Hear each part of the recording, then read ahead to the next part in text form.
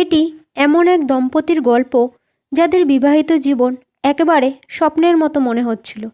প্রিয়াঙ্কা এবং বিকাশের সদ্য বিয়ে হয়েছে। প্রিয়াঙ্কা ছিল একটি সাধারণ কিন্তু অত্যন্ত মিষ্টি আর বুদ্ধিমতী মেয়ে। অন্যদিকে বিকাশও ছিল খুবই স্মার্ট আর পরিশ্রমী ছেলে, যে দিল্লির একটি বড় আইটিআই কোম্পানিতে কাজ করত। তারা দুজনেই একে অপরের সাথে তাদের নতুন জীবন নিয়ে খুব উত্তেজিত ছিল। সব কিছু ঠিকই ছিল, তবে প্রিয়াঙ্কার এটা জানা ছিল না যে এই সম্পর্ক তার শরীর এবং জীবনে কী প্রভাব ফেলবে। বিয়ের দিন সব আচার অনুষ্ঠান শেষ হতে হতে অনেক রাত হয়ে গেল। বাড়ি আসার সাথে সাথে প্রিয়াঙ্কার শাশুড়ি একটা ছোট পুজোর আয়োজন করলো। প্রিয়াঙ্কার কাকি শাশুড়ি অনেক বোঝানোর চেষ্টা করলো যে আজ সবাই খুব ক্লান্ত, পুজো কাল সকালে করো। কিন্তু প্রিয়াঙ্কার শাশুড়ি তার কথা শুনল না। প্রিয়াঙ্কাও খুব ক্লান্ত হয়ে পড়েছিল, কিন্তু ও শুনেছিল যে বিয়ের প্রথম কিছু মাস শাশুড়ি শ্বশুরের কথা মতো চলতে হয় যাতে সম্পর্ক ভালো থাকে। তাই সেও আর কিছু বলল না। পরের দিনও কিছু আচার অনুষ্ঠান ছিল। সেই দিন প্রিয়াঙ্কা সবার জন্য শ্বশুরবাড়ির রান্নাঘরে প্রথম পায়েস রান্না করেছিল। তার হাতের রান্না করা পায়েস সবার পছন্দও হলো, আর সবাই তাকে আশীর্বাদ করলো। বিকাশের মা তাকে একজোড়া চুড়ি ও কিছু টাকা দিয়ে আশীর্বাদ করে বললেন, এভাবেই তুমি এই বাড়ির জন্য সৌভাগ্য নিয়ে এসো আর সবার খেয়াল রেখো। বিয়ের 5 দিন পর প্রিয়াঙ্কার শাশুড়ি বৌমাকে তার ঘরে ডেকে বললেন, কাল সকালে আমি তোমাদের নতুন বিবাহিত জীবনের সুখ শান্তির জন্য একটা পুজোর আয়োজন করেছি। তুমি অন্ধকার থাকতেই উঠে পড়ো আর ভোর 5টার মধ্যে চুল ধুয়ে নতুন শাড়ি পরে তৈরি হয়ে রান্নাঘরে চলে যেও। কাল ভোগের সব রান্না তোমাকেই করতে হবে। প্রিয়াঙ্কা শাশুড়ির কথা খুব মন দিয়ে শুনছিল। হঠাৎ বিকাশের মা একটা অদ্ভুত প্রশ্ন করলেন, আচ্ছা, তোমার মাসিকের ডেট কবে? এমন না হয় যে আমি পুজোর জন্য সব কিছু গুছিয়ে রাখলাম আর তোমার মাসিক হয়ে গেল। প্রিয়াঙ্কা এই কথা শুনে একটু অস্বস্তিতে পড়ে গেল, কিন্তু তখনও সে বিষয়টি নিয়ে খুব বেশি চিন্তা করেনি। প্রিয়াঙ্কা বলল, না না, এখনও 1 সপ্তাহ বাকি আছে ডেট আসতে, কোনো অসুবিধা হবে না। তবে বিয়ের ব্যস্ততার কারণে ডেট 2-3 দিন এগিয়েও আসতে পারে, ঠিক বুঝতে পারছি না। শুনে শাশুড়ি বলল, তাহলে এক কাজ করো, মাসিকের ডেট পেছনোর ট্যাবলেট খেয়ে নাও, যাতে পুজোয় কোনো বাধা না আসে।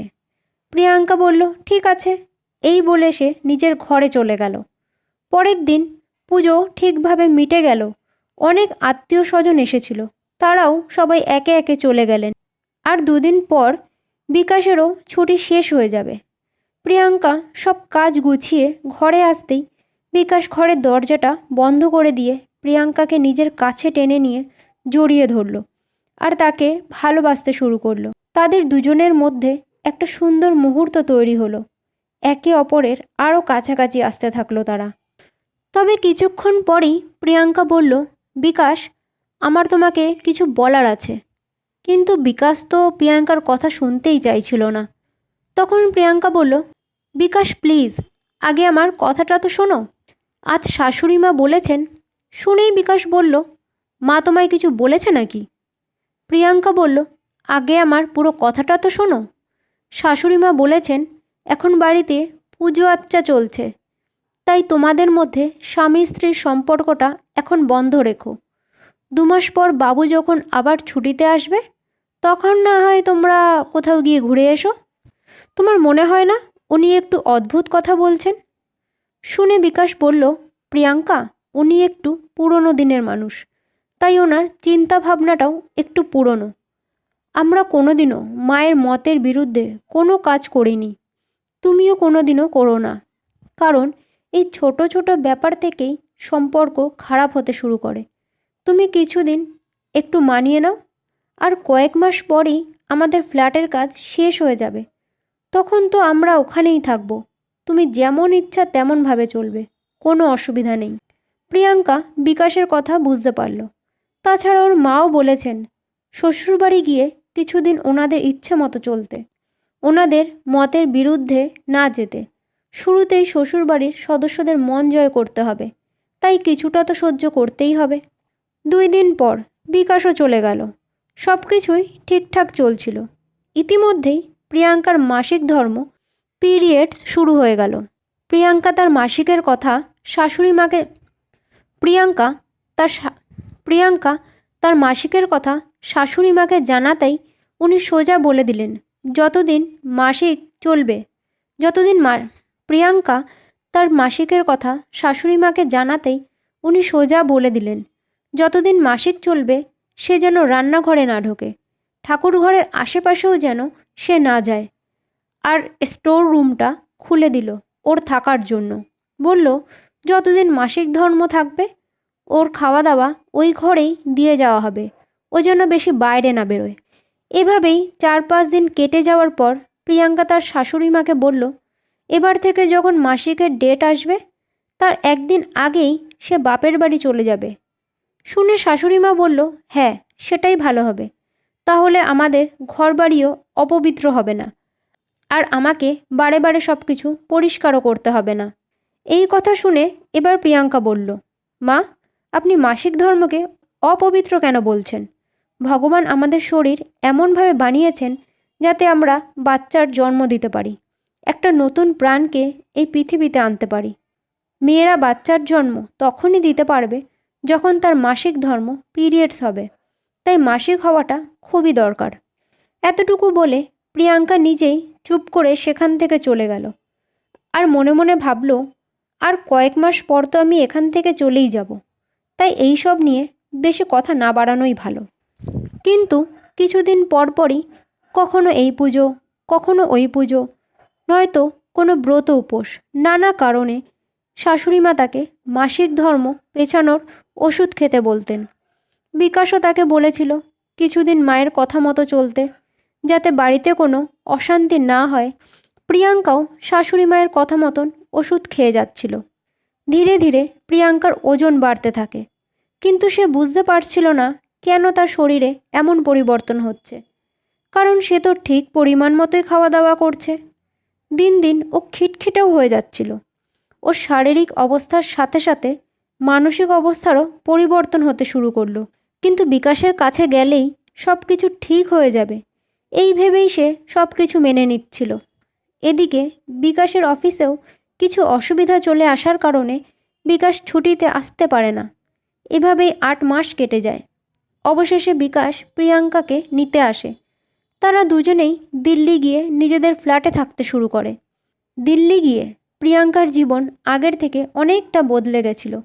সে নিজের ইচ্ছা মতন চলতে পারত, আর বিকাশও তাকে সব দিক থেকে সাপোর্ট করত। সব কিছুই খুব সুন্দর চলছিল, যেমনটা সে চেয়েছিল। কখনো কখনো বিকাশের মা প্রিয়াঙ্কাকে ফোন করে বলতো, আজ এই পুজো আছে, যদি পিরিয়ডসের ডেট থাকে তাহলে ওষুধ খেয়ে নিও। বিকাশও এই ব্যাপারে বারণ করতো না। প্রিয়াঙ্কা মনে মনে ভাবত, যদি একটা চাকরি পেয়ে যাই তাহলে আর কোনো অসুবিধা থাকবে না। শাশুড়ি মাকে বলে দেবো ছুটি পাইনি, তাই ব্রত উপোস করতে পারবো না। এভাবেই দিন কাটতে থাকে। আর প্রিয়াঙ্কাও নানা কারণে মাসিক ধর্ম পিরিয়ডস পেছানোর ওষুধ খেতে থাকে। 1 বছর পর বিকাশের মামাতো ভাইয়ের বিয়ে ঠিক হলো। তারা দুজনেই ছুটি নিয়ে বাড়ি আসলো। ততদিনে প্রিয়াঙ্কার বিয়ের 3 বছর হয়ে গেছে। বিয়েতে আত্মীয় স্বজন, পাড়া প্রতিবেশী সবাই এসেছিল। তখনই বিকাশের মাসি প্রিয়াঙ্কাকে বলল, বৌমা, আমি জানি তুমি এখনকার যুগের মেয়ে, তোমাদের চিন্তাভাবনাও আলাদা, তবে বাচ্চা কাচ্চার ব্যাপারে কিছু ভেবেছো নাকি আরও সময় লাগবে তোমাদের? দিদি তো দিন রাত ঠাকুরকে ডাকছে যাতে নাতি নাতনির মুখ দেখতে পারে, কিন্তু মনে তো হচ্ছে না যে দিদির এই ইচ্ছাটা পূরণ হবে। প্রিয়াঙ্কার এই কথাটা খুবই খারাপ লেগেছিল। সে ওখান থেকে উঠে সোজা নিজের ঘরে গিয়ে বিকাশকে বলতেই যাবে, তখনই বিকাশ বলল, তুমি এত কেন চিন্তা করছো? আমাদের বয়স কি পেরিয়ে গেছে নাকি? দিল্লি গিয়ে কোনো ভালো ডাক্তারের কাছে নিয়ে যাব তোমাকে। বিয়ে শেষ হলে তারা দুজনেই আবার দিল্লিতে চলে গেল। কিছুদিন পরই বিকাশ প্রিয়াঙ্কাকে ভালো গাইনরের কাছে নিয়ে গেল। ডাক্তারবাবু তাদের বসতে বললেন, আর প্রিয়াঙ্কাকে জিজ্ঞাসা করলেন, আচ্ছা প্রিয়াঙ্কা, সবার প্রথমে তুমি এটা বলো যে প্রতি মাসে তোমার পিরিয়ডস ঠিকভাবে হয় তো? মাসিক ধর্মে কোনো সমস্যা নেই তো? প্রিয়াঙ্কা বলল, কখনো কখনো দরকার হলে তাকে পিরিয়ডসের ডেট আগে পরে করার জন্য ওষুধ খেতে হয়। ডাক্তার শুনেই রেগে গিয়ে বলল, তোমাকে দেখে তো শিক্ষিতই মনে হচ্ছে। আজকালকার মেয়েরা মাথা ব্যথার ওষুধ খাওয়ার আগেও ওর সাইড এফেক্ট কী হবে সেটা দেখে নেয়। আর তুমি এখনকার একটা শিক্ষিত মেয়ে হয়েও এত বড় ভুল কিভাবে করলে? তুমি কি জানো না এই ওষুধ খেলে মেয়েদের শরীরে কতটা ক্ষতি হয়? তোমার ওভারিতে মানে জরায়ুতে সিস্ট হয়ে গেছে এই ওষুধ খাওয়ার জন্য। তুমি এই ওষুধ এতটাই খেয়েছো যে তোমার শরীরের হরমোন সিস্টেমও খারাপ হয়ে গেছে, যার কারণে তোমার দুটো ওভারি ড্যামেজ হয়ে গেছে। তোমার সন্তান ধারণের ক্ষমতা প্রায় 80% কমে গেছে। তবুও আমি চেষ্টা করব। প্রথমে আমি কিছু ওষুধ দেব সিস্ট ঠিক হওয়ার জন্য। যদি এতেও ঠিক না হয় তাহলে তোমার দুটো ওভারি বার করতে হবে, না হলে ইনফেকশন হওয়ার সম্ভাবনা থাকবে। এটা শুনে প্রিয়াঙ্কার শরীর থেকে সমস্ত শক্তি যেন বেরিয়ে গেল। বিকাশও একেবারে চুপ হয়ে গেল। তারা ভাবতেও পারেনি যে একটা সামান্য ওষুধ তাদের এত বড় ক্ষতি করে দেবে। প্রিয়াঙ্কা নিজেকে সামলে নিয়ে বলল, আমি জানি আমি আর মা হতে পারবো না। ডাক্তারবাবু, আপনি বলুন আমাকে কবে অপারেশনের জন্য আসতে হবে? ডাক্তারবাবু শুনে বলল, প্রিয়াঙ্কা, তুমি এইসব কি বলছো? প্রিয়াঙ্কা বলল, আমি ঠিকই বলছি। যদি গর্ভাশয় না থাকে তাহলে পিরিয়ডসও হবে না, আর যদি পিরিয়ডসই না হয় তাহলে আমার কারণে কারোর বাড়িও অপবিত্র হবে না। কি আমি ঠিক বলছি তো বিকাশ? এই বলে প্রিয়াঙ্কা সেখান থেকে উঠে চলে গেল। বিকাশের কাছেও এর কোনো উত্তর ছিল না। এই ঘটনা প্রিয়াঙ্কার বিকাশের জীবনে একটি বড় পরিবর্তন এনে দিল। তাদের ভুল, শরীরের ওপর অত্যাচার, পুরনো দিনের চিন্তাভাবনা তাদের ভবিষ্যৎকে অন্ধকারে ঠেলে দিল। বন্ধুরা, এই গল্পটা আমাদের সবার জন্য একটা সতর্কবার্তা। আজকাল অনেকেই নিজের শরীরের প্রতি অবহেলা করেন, বিশেষ করে এমন কিছু সিদ্ধান্ত নেন যা শারীরিক ক্ষতি করে। প্রিয়াঙ্কার মতো ভুল সিদ্ধান্ত না নেওয়াই উচিত। নমস্কার বন্ধুরা, যদি গল্পটা ভালো লেগে থাকে তাহলে চ্যানেলটাকে সাবস্ক্রাইব আর ভিডিওটাকে লাইক করার অনুরোধ রইল।